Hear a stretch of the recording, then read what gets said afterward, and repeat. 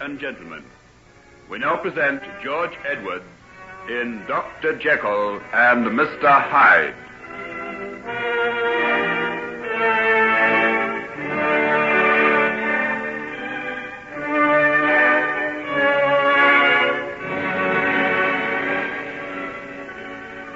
Why, Margaret, where are you off to? Hugh. Oh, don't stop me now. Let me go, please. But there's something the matter. Why, you're crying, Margaret. Just let me go. There's nothing you can do. Are you quite sure? Let me find you a cab or something. I can't leave you like this. Won't you tell me what's happened? It's... Oh, I'm so ashamed of myself, crying in the street. Everybody's turning to look at me. Oh, forget about that. You just tell me what's the matter. You've got me very worried. There's nothing to worry about. It's just that I met Henry, and it rather upset me.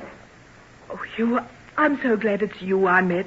You're so comforting. Well, I'm jolly glad of that, because you look as though you're in need of a little comfort. Why, look, here's a little tea shop. How would you like to go in there for a while? Looks nice and cozy. You can sit there and tell me all about it. All right. Let's go, then. Good girl.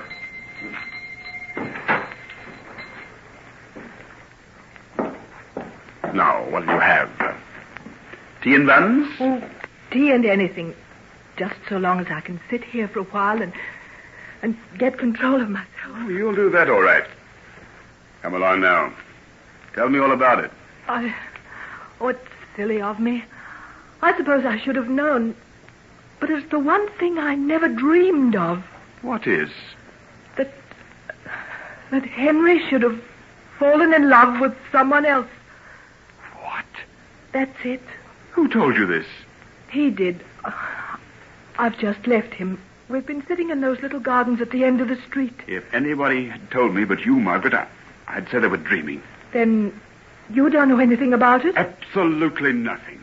He's never said anything to you? Well, I knew he had some strange sort of idea after his illness about not getting married. Yes, I know that. We had a long talk about 3 months ago. He told me then that he felt he had no right to marry me or any other woman. He spoke as if there was some sort of blight on him, as though some terrible thing had happened that set him apart from all other men. But I thought he'd got over that. He's been tons better lately. Had 1 or 2 remarkable successes in his work, and that seemed to do him no end of good. Yes, he is looking better. But perhaps that isn't only due to his work. What do you mean? Well, if there's this other woman... Oh, I can't believe it. Then why would he say it? Goodness only knows. I've been Henry's best friend for a long time now.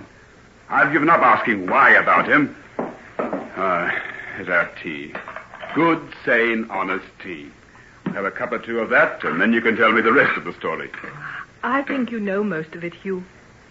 Ever since we've been children, Henry and I seem to accept the fact that one day we'd be married. Oh, but perhaps I was wrong. I might have thought he cared for me, and all the while... Nonsense. I know how Henry felt about you. There's never been anyone else. I don't believe there ever can be. Then who is this other woman he's talking about? I don't know. But the first chance I get, I'll ask him. No, please don't. Yes, I will.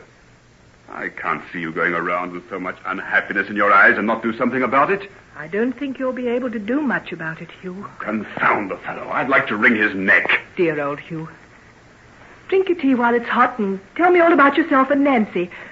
When are you going to be married? At least let me enjoy the thought of your happiness. Well, all being well, we plan to take the plunge in about a fortnight. So soon? Of course.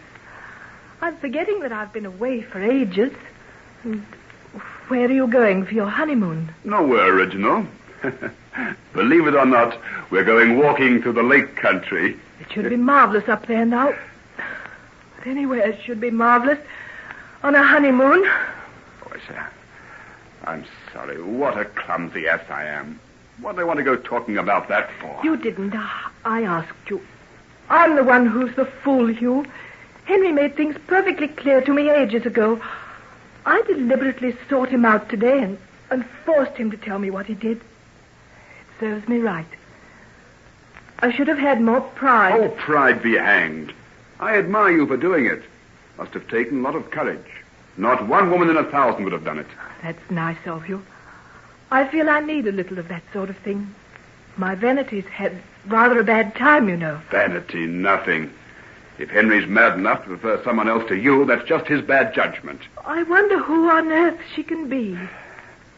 I don't know. But I'll find out just as soon as ever I can.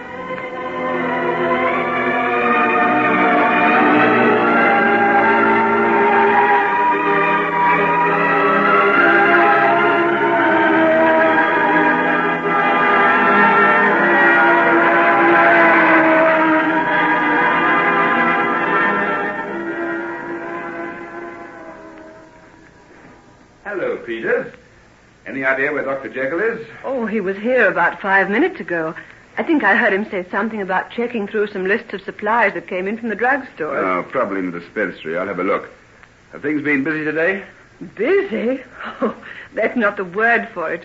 42 cases in the outpatient department alone. Made me feel ashamed it wasn't here to lend a hand. But I met no friend and stayed talking. Oh, that must have been nice. Wasn't a bit nice.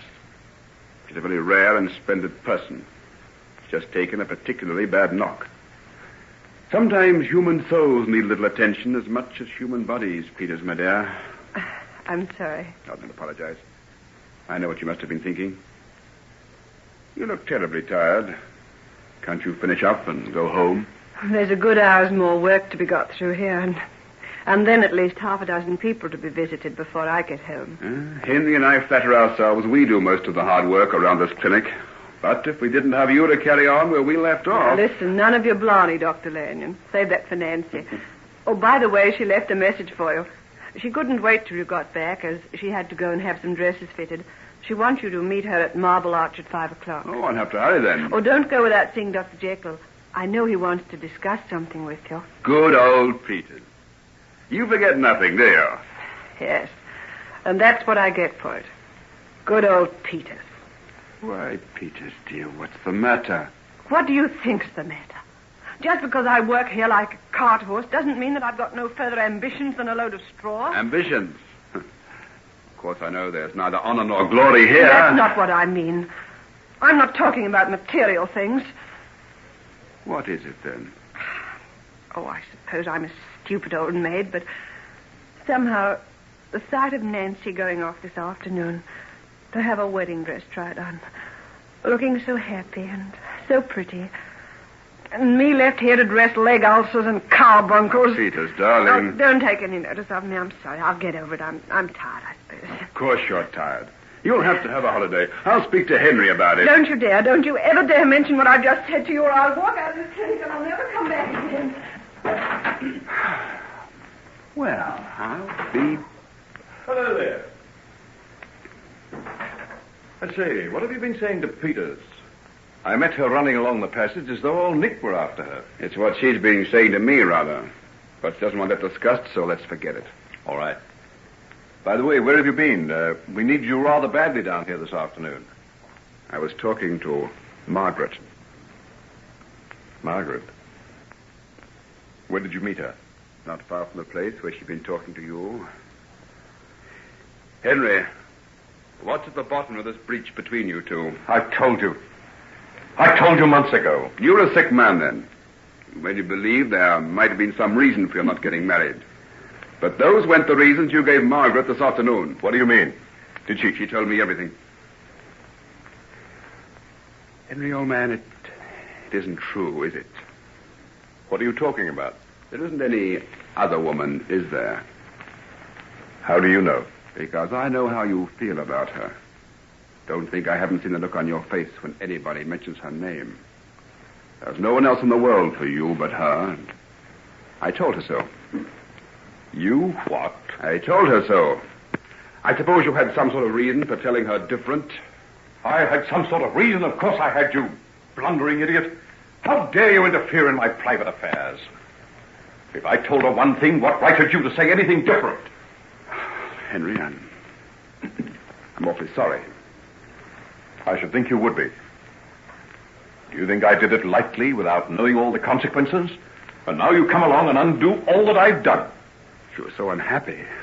Well, what if she was? Isn't it better to know the truth than live in a fool's paradise? Then it is the truth? Yes. Yes, the truth. Then I can only apologize all over again.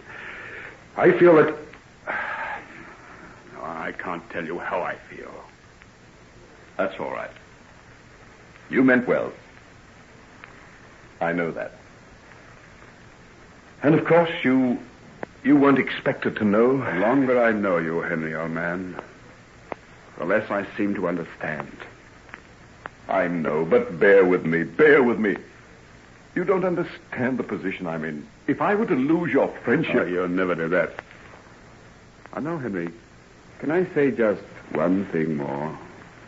Go ahead. Are you going to be happy this time? I mean, are you going to be married? Why do you ask that? I've got two reasons. One of them is that I think it would be very good for you. The other is Margaret. Why, what do you mean?